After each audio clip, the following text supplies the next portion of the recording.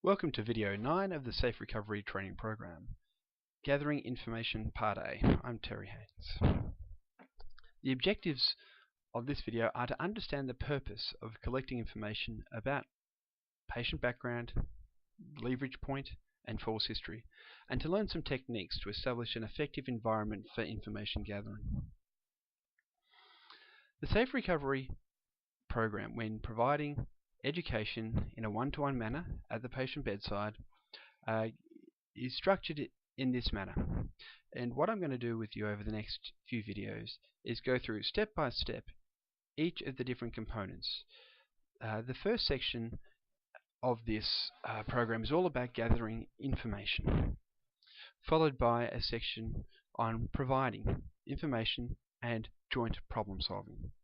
Very much the focus and emphasis of the first section, the information gathering section of the program, is to let the patient do the talking and to fill your mind with as much information about the patient that you need to know to help them have a safe recovery as you can get.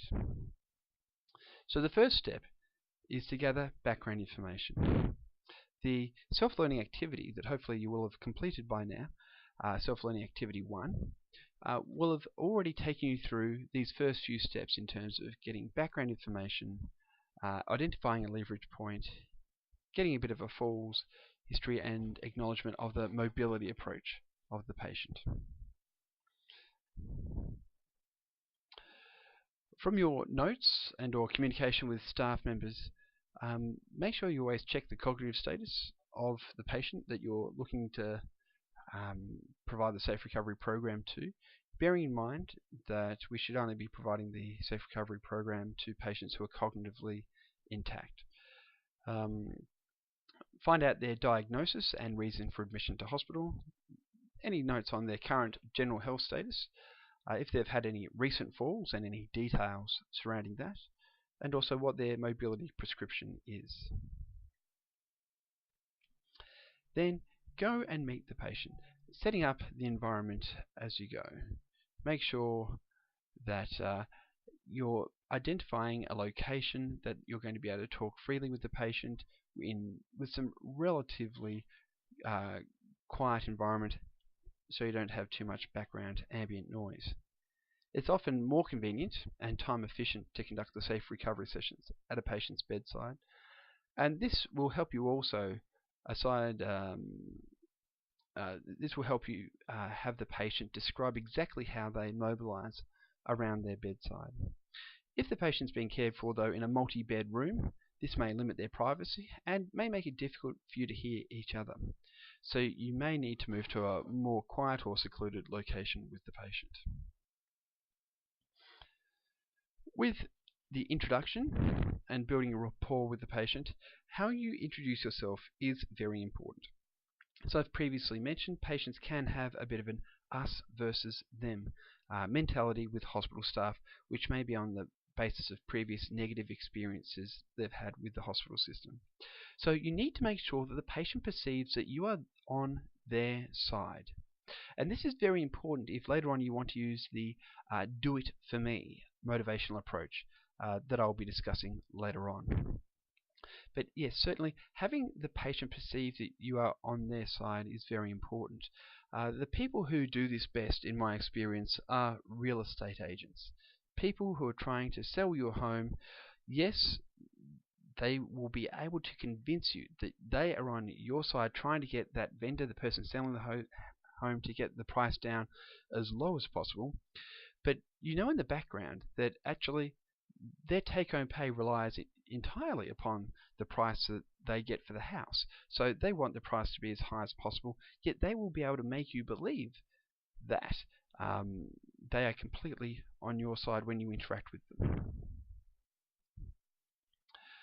With building rapport, discuss with the patient how they're feeling and how they're finding being in hospital, what they find frustrating. These questions are very simple questions, yet they can be some of the most powerful. Very rarely will someone have taken the time to sit down with the patient and just find out how things are going for them. This can lead to the opening of a few issues. Make sure you use open questions and allow the patients to direct the conversation for a while. Ensure your body language is attentive and use reflective listening techniques or paraphrasing so that they feel they've been heard. An example of a reflective listening technique from a previous interview that I've conducted, I asked, "Is there anything that you can do to reduce your risk of falling of a patient?" She replied, "I can't think of anything, except for the chair business. You know, when I'm sitting in the chair and dozing off, I might fall forward. I just need to keep my head back," referring to keeping her head back when she's asleep. So for me to paraphrase this, I said, "So apart from keeping your head back in the chair when you're asleep, you can't think of anything else that you can do to stop yourself from falling?" And the patient confirmed that. Yes, right. So even though I think this is one of the more unusual falls prevention techniques and potentially ineffective falls prevention techniques that I probably wouldn't advocate to anyone as a frontline measure for trying to stop people from falling over in hospital, I don't say that. I confirm that I've heard the patient and what they have said and given them an additional opportunity to make any clarifications to how I've interpreted what they've said. Now, the next 4 sections are horizontal in this figure because they can be done interchangeably. The first 3 sections, getting background information, setting up the environment, and introducing yourself, need to be done in that order. But the following 4 sections, well, they can very much go with the flow of your conversation. The first one I'm going to discuss, though, is identifying the leverage point. The leverage point is what might motivate behavior change by patients, often as what they're looking forward to.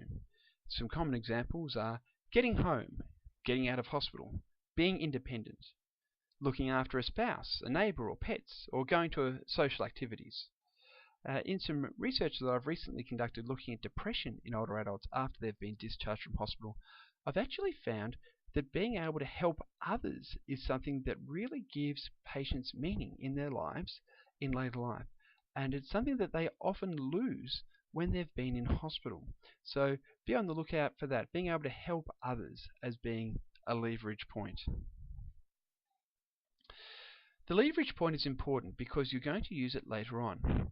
A patient may not appear to be motivated to avoid falls. However, they may be motivated to return home, if that's their leverage point, so that they can live independently. So what we can then do is link the leverage point to falls. So something you might say is, if you fall, there's a chance you'll hurt yourself, which might mean having to spend longer in hospital and possibly not returning home. So to get home and to live independently, which is what the patient wants, it's important to avoid falls, which is what I want.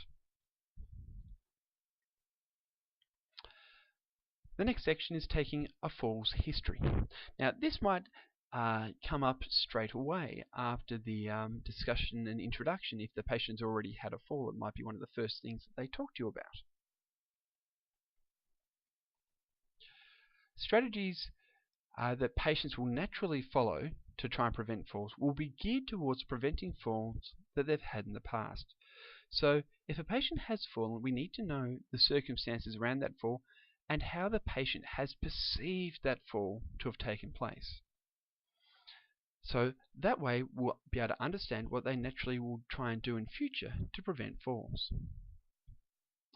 Commonly, patients think they fall because they weren't careful, they rushed, or because of some sort of external factor or environmental hazard that they can blame.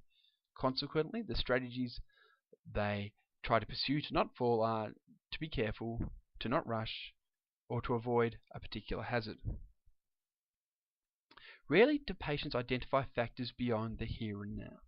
They don't recognize the years of physical inactivity, their gradually declining eyesight, their use of psychoactive medications that they may have been taken in the long term.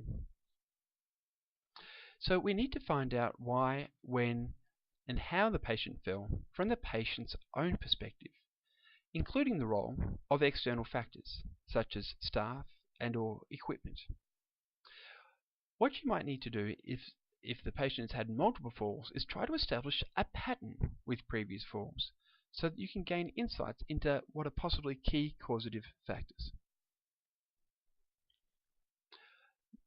The other thing you might need to do is prompt the patient to assist them to reflect on other factors. Ask the patient if there's anything they could have done differently to have stopped that fall from occurring. You might need to prompt them about asking for staff assistance to perform a particular activity in particular. Find out also how they have responded to the fall since it happened. Ask them what they're now doing differently to stop the same sort of fall from happening again. Consider if you think this is going to work or not, but keep that to yourself at this stage. Consider also what you think should be done, but again, keeping that to yourself while you're gathering information. When gathering a falls history, do focus on the falls that have occurred in hospital, but don't spend too much time doing this. You can consume a lot of your time going through a falls history and not gather much more valuable information than what you gather in the first minute. Some patients could take an entire hour because they've had so many falls. Again, if they've had lots of falls, ask why and how these tend to happen in general. Find out what the pattern is to try and establish strategies that they can use in future. Also, find out what they try and do already to stop those from happening in a general sense.